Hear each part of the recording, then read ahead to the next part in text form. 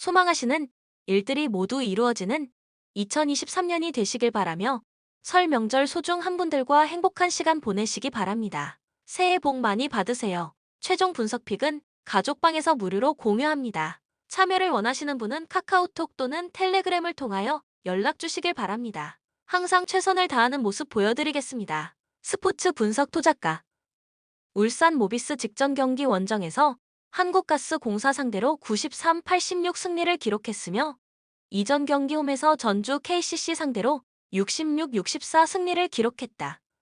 2연승 흐름 속의 시즌 19승 14패 성적. 한국가스공사 상대로는 게이지 프림이 골밑을 사수하는 가운데 함지훈, 장지석이 골밑에서 힘을 냈던 경기. 론제이 아바 리엔토스와 이호석이 백코트 싸움에서 높은 에너지를 보여줬으며 삼영진의 외곽포도 터졌던 상황. 또한 리바운드 싸움에서 플러스 14개 마진을 기록하는 가운데 강한 뒷심을 보여준 승리의 내용. 창원 LG 직전 경기 홈에서 전주 KCC 상대로 93-74 승리를 기록했으며 이전 경기 홈에서 한국가스공사 상대로 69-64 승리를 기록했다. 4연승 흐름 속의 시즌 20승 12패 성적. 전주 KCC 상대로는 이제도 이관희가 백코트 싸움에서 힘을 냈고 아셈 머레이, 단테 커밍햄이 골밑을 사수한 경기. 모든 선수들도 리바운드에 적극 가담하면서 공격권을 한 차례라도 더 만들려고 노력했고 에너지 레벨과 공수 전환 속도에서 우위를 보였던 상황. 또한 윤원상의 2경기 연속된 활약과 벤치에서 출격한 김준일까지 6명의 선수가 두 자릿수 득점을 기록한 승리의 내용. 코멘트 3차전 맞대결 당시 창원 LG는 아셈 머레이가 게이지 프림과 골밑 대결에서 밀렸다. 또한 함지훈과 장재석을 상대로 미스매치가 발생하는 시간이 늘어날 수밖에 없는 상황. 울산 모비스 승리 가능성을 추천한다. 두 팀 모두 상승세 리듬에 있고 고른 득점 루트가 나오고 있는 타이밍이다. 추천픽 울산 모비스 승 158.5오버. KB손해보험, 삼성화재를 상대로 3-1의 승리를 따냈다. 이 승리로 최하위 삼성화재와의 차이를 벌렸다. 범실이 상대보다 많았지만 블로킹과 서브, 공격 득점에서 모두 앞섰다. 비에나가 양팀 합쳐 가장 많은 득점을 올렸고 트리플 크라운을 기록하기도 했다. 그리고 황경민이 국내 자원들 중 유일하게 두 자릿수 득점을 올렸다. 한성정도 공격력은 나름 괜찮았지만 공이 많이 오지 않은 것이 아쉬웠다. 경기를 승리하긴 했지만 여전히 웨인에게 기대는 모습을 보였다. 팀 리시브 효율이 29%에 그쳤는데도 경기를 승리했다. 이는 비에나의 공격력이 매우 좋았기 때문이다. 다만 점유율이 49%로 너무 높았다. KB는 용병에게 몰아주는 전략이 너무 강한 팀이며 용병이 바뀐 이후에도 이러한 흐름이 이어지고 있다. 그리고 KB는 이번 시즌 범실이 세 번째로 많은 팀이고 지난 경기에서도 상대보다 더 많은 범실을 기록했다. 상대가 공격력이 약한 삼성화재였기에 승리할 수 있었다고 생각되며 대한항공을 상대로는 발목을 잡을 가능성이 매우 커 보인다. 대한항공, 한국전력을 풀세트 끝에 잡아내며 다시 승리를 쌓았다. 1. 3세트를 따냈지만 2. 4세트를 내주었고 5세트에서도 듀스 끝에 승리하며 어려운 승리를 기록했다. 대부분의 스탯에서 우세했지만 범실 차이가 13개로 컸고 디그에서도 12개의 차이를 보이며 아쉬움을 남겼지만 경기는 가져왔다. 링컨이 많은 득점을 올렸고 대부분 5세트에서는 임동혁과 교체되지만 이 경기는 5세트에서도 득점을 올려줬다. 정지석은 범실도 무려 13개를 기록했지만 경기 막바지 서브 득점으로 듀스 승리를 이끌기도 했다. 지난 경기 팀 리시브 효율은 31%로 시즌 평균 35%에 비해 크게 낮지는 않았다. 하지만 이는 오일렬이 66%의 리시브 효율을 가져와 평균을 올려주었기 때문이다. 리시브가 서서히 흔들리고 있으며 여전히 범실은 상당히 많은 편이다. 특히 가장 많은 공격을 시도하는 링컨과 정지석이 지난 경기에서 범실 22개를 합작하는 등 득점을 쌓아주고 있지만 아쉬움이 남는 활약이다. 이렇게 공격과 수비에서 전부 단점이 있는 상황이지만 팀에 큰 변화를 줄 수 있는 상황이 아니다. 백업 선수들의 경기력이 좋지 않고 잔부상 등을 갖고 있다. 이런 단점을 극복할 수 있는 공격력을 갖고 있으나 범실이 발목을 잡을 가능성이 매우 크다. 코멘트 대한항공의 우세를 예상하는 경기다. KB는 비에나의 활약으로 많은 득점을 가져가며 승리를 따냈지만 국내 자원의 경기력이 아쉽고 리시브는 여전히 불안하다.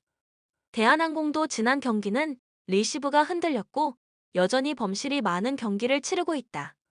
하지만 KB가 대한항공의 강력한 서브를 견뎌내기 힘들어 보이며 대한항공이 불안한 리시브를 끌어올릴 수 있을 것이다. 추천 픽 대한항공 승 179.5원다. 전주 KCC 직전 경기 원정에서 창원 LG 상대로 74에서 93 패배를 기록했으며 이전 경기 원정에서 울산 모비스 상대로 64에서 66 패배를 기록했다. 2연패 흐름 속의 시즌 16승 17패 성적. 창원 LG 상대로는 라거나, 론데 홀리스 제퍼슨, 칼빈 제프리 에피스톨라가 분전했지만 허웅, 이승현이 2경기 연속 상대 수비에 막혔던 경기. 정창영, 김지환이 자신의 매치업 상대에게 밀리면서 백코트 싸움에서 시너지 효과가 나타날 수 없었던 상황.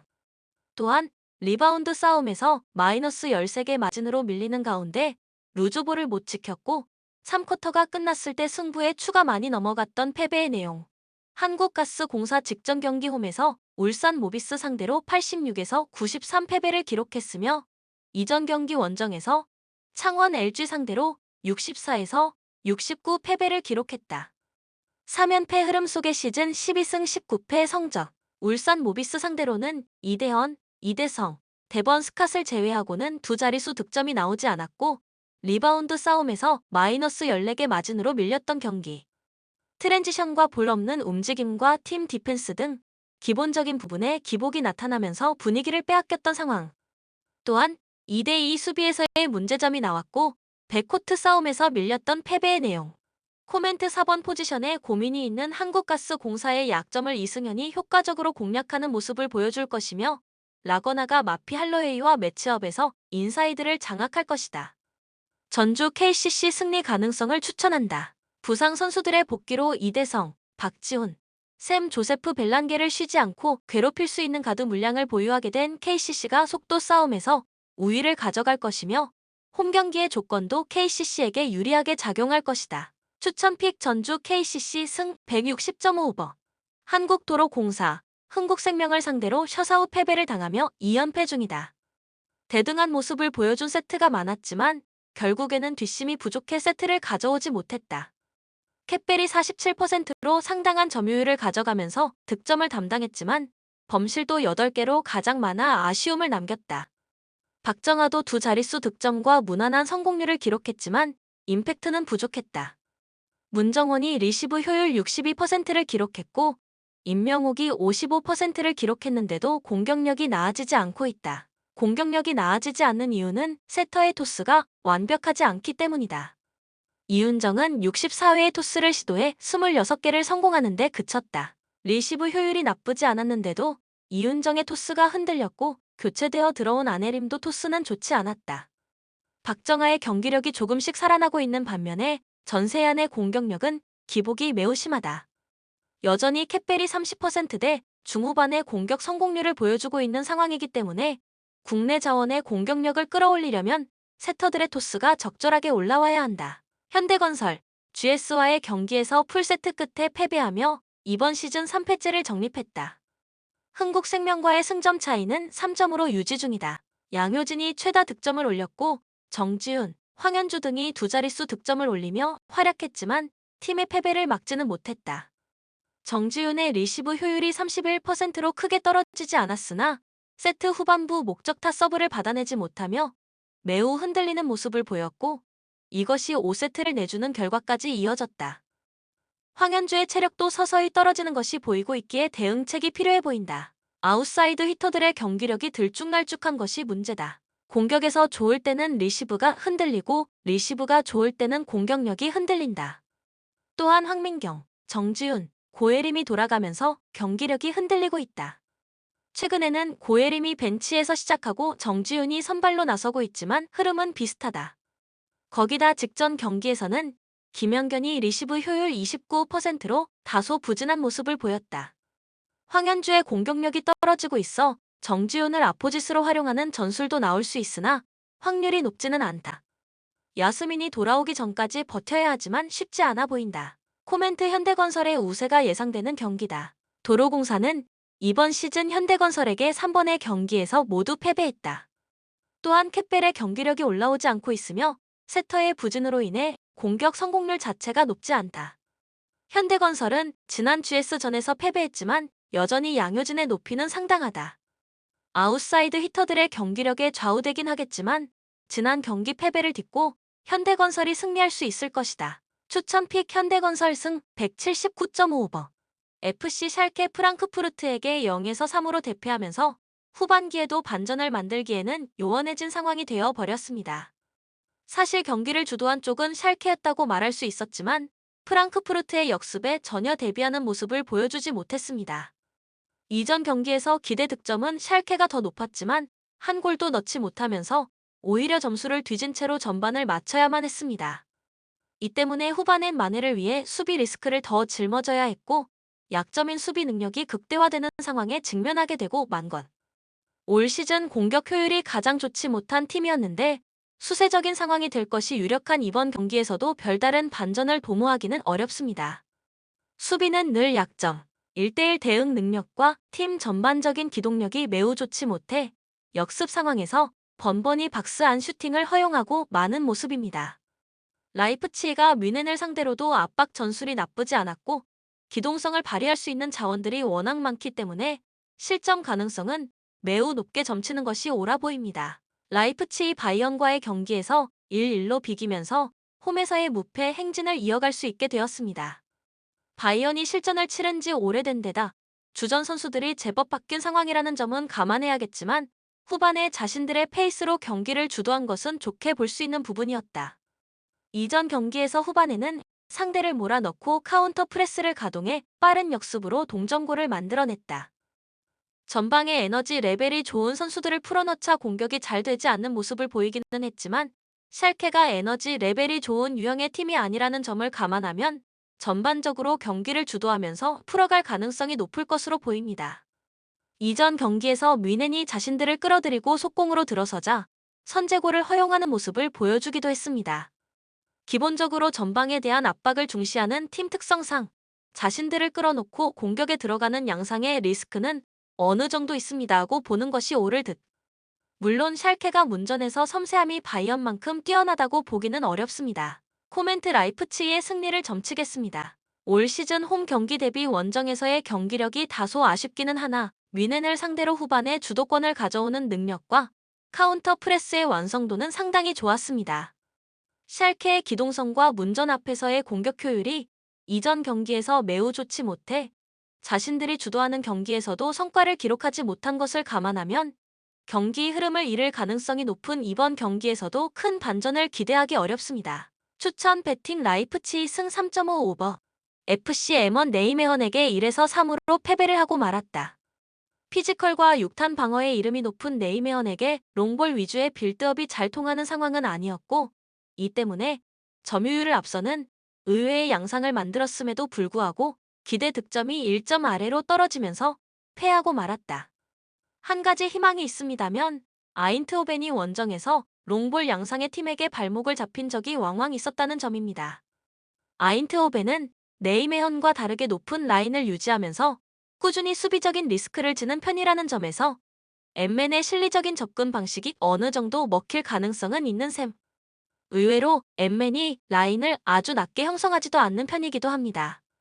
다만 1대1 대응 능력이 좋다고 보기는 어려워 아인트호벤의 득점력을 100% 제어하기는 어렵습니다고 보는 편이 낫다.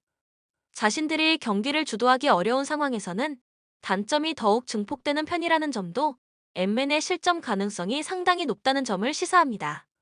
평균 점유율이 낮아지는 원정에서는 시타르트를 1-0으로 잡은 것 이외에는 모든 경기를 패했는데 아인트호벤 정도의 팀을 상대할 때는 원정과 비슷하거나 더 낮은 점유율을 기록할 가능성이 더 높다. PSV 에인트호번 비테세를 1-0으로 겨우 잡아냈다. 틸의 중거리 한 방이 아니었더라면 승점 3점을 따내기 어려웠을 가능성이 높았는데 생각보다 거센 저항에 부딪히면서 박스 안보다 바깥에서 기록한 슈팅이 더 많은 모습을 보여주고 말았다. 학포의 이탈 이후 공격에서는 기복이 상당히 많아진 상태다. 후반기에 리그에서 2골 이상을 넣은 경기는 시타르트와 2-2로 비긴 경기 하나뿐이었다. 이적하기 전까지 리그에서 기록한 골의 정확히 절반인 21골에 관여했던 학포의 이탈이 생각보다는 큰 영향을 미친 듯합니다. 물론 아인트호벤의 전력상 이번 경기도 원정이지만 중원의 힘으로 경기를 주도할 가능성이 높다는 점은 고려해야 할 것입니다. 앞서 언급했듯이 꾸준히 라인을 높게 형성하는 스타일. 이 때문에 원정에서 실리적으로 운영하는 흐로닝언과 캄비르를 상대로 대량 실점을 허용하면서 발목을 잡힌 경험이 있었다. 엠맨의 공격 효율이 올 시즌 최하위 수준이라는 점을 고려하더라도 아인트호벤이 원정에서는 강등권 팀을 상대로 수비적인 안정감을 크게 드러내지는 못하고 있습니다는 점은 사실 코멘트 오버를 1순위로 픽할 수 있습니다. 아인트호벤이 공격적인 능력과 높은 라인, 강도 높은 압박으로 주도권을 쥘 가능성이 높기는 하나 흐로닝언과 캄빌에게 발목을 잡히는 등 실리적인 운영을 하던 팀에게 덤리를 잡혔다는 점이 걸리는 부분입니다. 승패로 접근하게 됩니다면 당연히 아인트호벤의 손을 들어주어야 하나 스코어 접근도 합리적인 선택이 될 수 있습니다. 추천 배팅 PSV 에인트호벤 승 3.5 오버 바이에른 뮌헨 후반기 첫 경기에서는 1-1로 비겼다. 아쉬운 결과이기는 하지만 상대가 만만치 않은 라이프치히였던 데다가 원정이었음을 감안하면 패하지 않을 것을 위안으로 삼아야 할 것으로 보입니다. 실점 상황에서 상대의 카운터 프레스에 당하면서 동점골을 허용했습니다는 점은 다소 아쉬운데 쾰른은 올 시즌도 활동량을 중심으로 무한 압박이라고 볼 수 있을 정도로 압박이 강한 특성을 지니고 있기 때문 빌드업의 시작점인 골키퍼도 조머로 바뀐 상황이라 빌드업 상황에서의 안정성은 2에서 3경기 동안 다소 불안정할 가능성이 있습니다. 그래도 첫 골 상황에서 유려하게 풀어나오면서 속공으로 이어간 장면은 꽤 인상적이었다. 상대의 압박이 거세자 사선 자원들을 최대한 아래로 배치시키면서 상대의 압박 라인을 끌어올리려 했고 이것이 다이렉트하게 이어진 것. 결국 키미히가 홀로 중원을 지탱할 수 있는 능력을 가진 것이 상당히 좋은 영향을 미치고 있습니다. 압박이 거세더라도 바이언이 득점을 기록할 수 있는 루트는 충분히 있습니다. FC 쾰른 브레멘을 7-1로 박살내면서 후반기 반전을 예고했습니다. 점유율은 거의 비슷하게 흘러갔지만 슈팅 숫자는 3배나 차이 나는 등 완전히 브레멘을 압도했던 경기였다고 할 수 있었다. 이전 경기에서도 강한 압박으로 상대의 빌드업을 통제하려는 시도는 여전했습니다. 경합 상황에서 대부분 브레멘을 압도하는 듯한 모습을 보인 것은 상대 수비수인 프리헤드를 절처하게 괴롭히면서 자책골을 하나 허용하게 만드는 등 최대한 라인을 올리고 상대를 공략하는 경우 압박을 잘 풀어나올 능력이 없는 팀의 경우 상당히 어려움을 겪을 수 있는 유형의 팀입니다. 다만 이전 경기에서 바이언이 유동적으로 라인을 컨트롤해 속공으로 상대의 뒷공간을 공략한 모습은 꽤 부담스러울 듯합니다. 라인을 높이는 양상을 보이는 데다가 활동량 위주의 전술로 인해 후반에는 수비의 체력과 집중력이 떨어지는 양상을 보이기 때문 특히 원정에서는 무실점 경기를 하나도 치르지 못했습니다. 코멘트 오버를 1순위로 추천하는 매치다. 바이언이 월드컵에서 주력 손실이 꽤 있었고 빌드업의 시작인 골키퍼도 바뀐 상황이기 때문에 후방 빌드업의 완성도와 압박을 대처하는 능력은 다소 불안함이 있을 수 있습니다. 쾰른도 높은 라인으로 인해 수비적인 리스크는 상당히 큰 유형. 다만 뮌헨이 상대의 라인이 올라온 틈을 타 속공으로 유연하게 공격을 이어간 모습을 감안합니다면 바이언의 우세를 점쳐도 무방할 듯. 추천 배팅 바이에른 뮌헨 승 3.5 오버 TSG 1899 호펜하임 우니온 베를린에게 1에서 3으로 역전패를 당했습니다. 2골을 코너킥으로 허용했기 때문에 실점의 양 자체는 참작의 여지가 있을 수 있으나 쐐기 골을 속공해서 허용한 데다 기대 실점 수치가 2.75골에 달하는 등 경기력이 아주 만족스럽다고 보기는 어려웠다. 호펜하임은 자신들이 경기의 주도권을 쥐고 나가려는 스타일, 이 때문에 중앙 싸움에 꽤 적극적인 모습을 보이고 라인이 상당히 높게 형성되는 편입니다. 때문에 이전 경기 상대였던 우니온 등 활동량과 압박 능력에 뛰어난 팀에게는 꽤 약점을 드러낼 수 있는 편. 슈투트가르트가 올 시즌 리그에서 가장 젊은 팀이기에 속공 대처에서는 리스크가 있습니다고 할 수 있을 것. 다만 슈투트가르트의 역습 천병인 소사가 결장하고 슈투트가르트의 원정에서의 기조는 다소 보수적이기 때문에 경기의 주도권은 호펜하임이 질 수 있는 환경인 것은 맞다. 결국 공격에서 선수들이 얼마나 정교한 결정력을 발휘할 수 있느냐가 관건인데 올 시즌 호펜하임의 공격 효율은 밑에서 5번째라는 점은 걸리는 부분입니다. 슈투트가르트 마인츠와 1-1로 무승부를 거두었다. 홈에서 강한 슈투트가르트답게 경기의 점유율은 자신들이 쥐기는 했지만 박스 안에서의 노련함이 부족한 것이 결국 실점으로 연결되면서 승점 3점을 가져오지 못했습니다.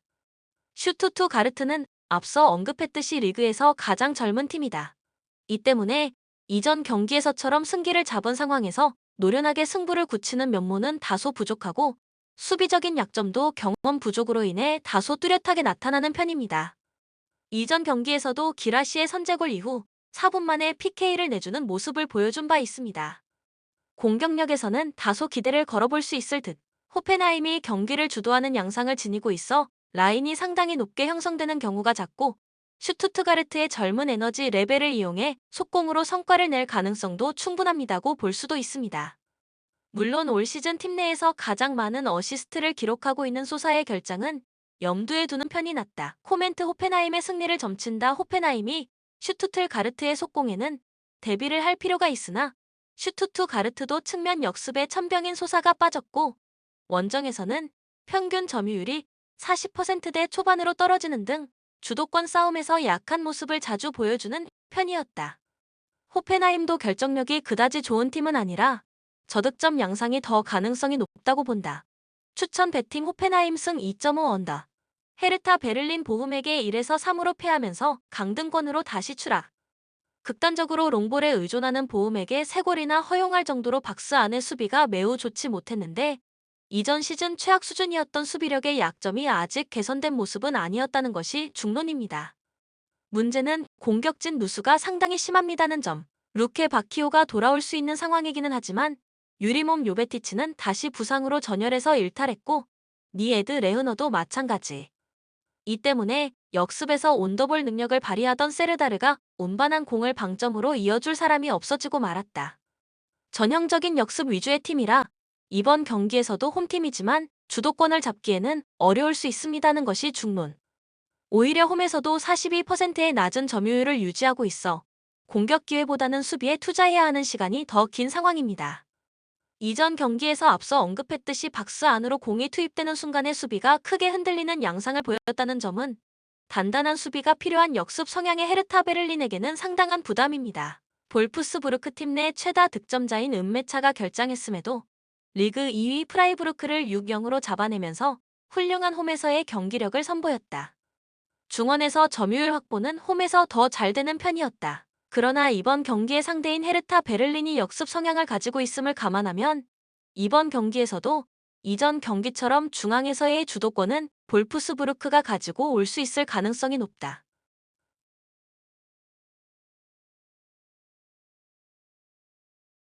이전 경기 한 골 1도움을 기록한 비머의 이탈이 아쉽기는 하지만 윈드가 꽤 괜찮은 모습을 보여주었다는 점도 호재.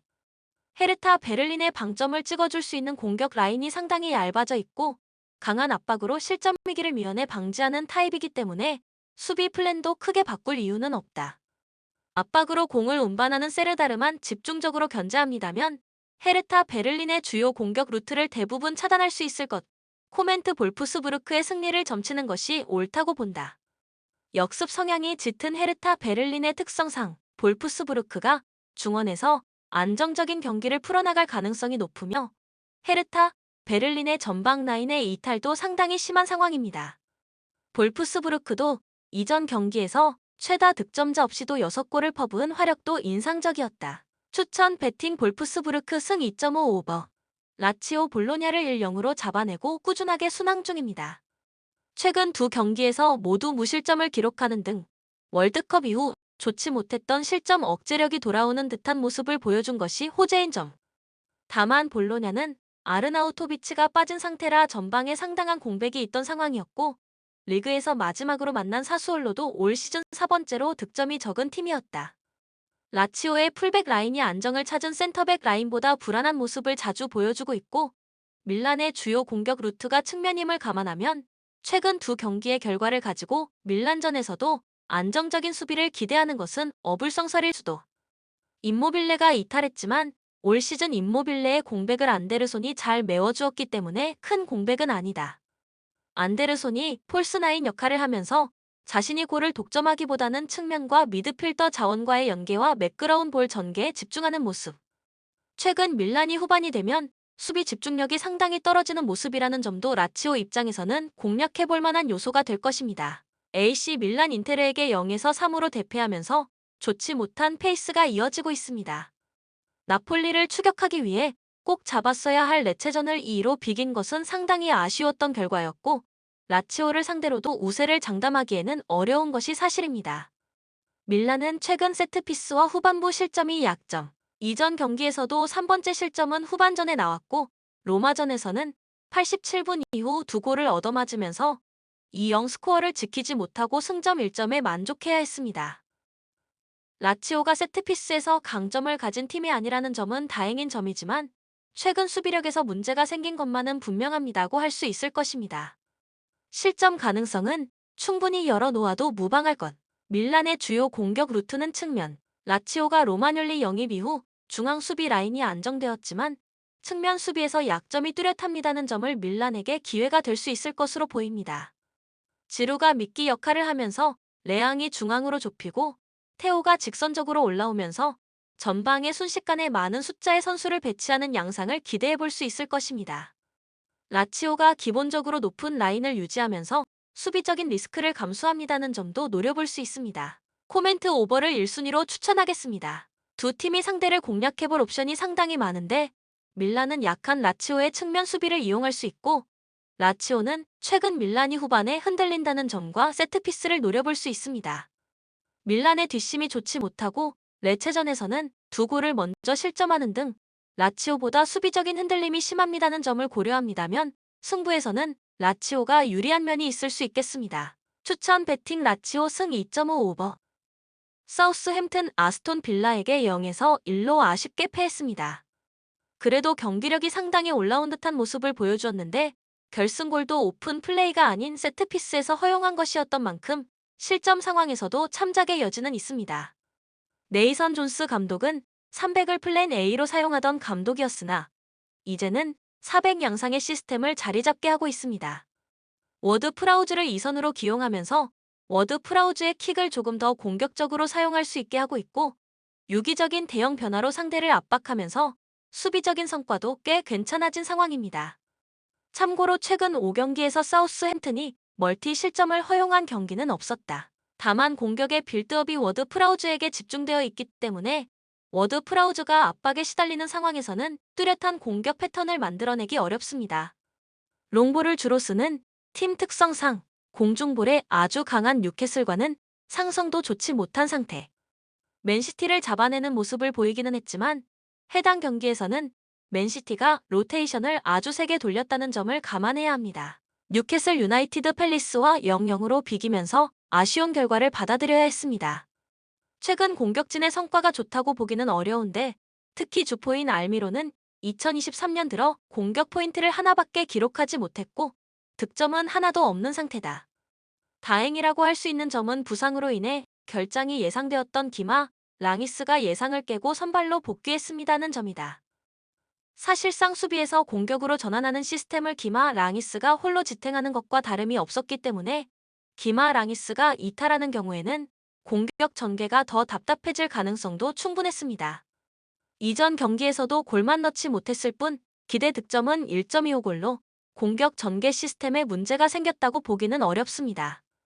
득점력 난조에 시달리고 있음에도 버틸 수 있는 이유는 수비에 상당한 강점을 지니고 있기 때문. 전방 압박의 강도와 유동적인 전형 변화와 대처 등 실점 억제에 상당히 능한 모습을 보여주고 있으며 로테이션을 돌렸던 컵 대회를 제외하면 최근 4경기에서 실점이 없다. 공중볼 경합 능력에서 리그 4위에 올라 있어 롱볼 위주의 사우스햄튼과도 상성이 좋다. 코멘트 뉴캐슬이 유리한 위치인 것은 사실. 사우스햄튼이 최근 수비적으로 상당히 좋기는 하나 롱볼과 측면 위주로 빌드업이 이뤄지고 있는 상황임은 변함이 없는데 공중볼과 수비에 전반적으로 강한 뉴캐슬이 잘 대응할 수 있을 것으로 본다.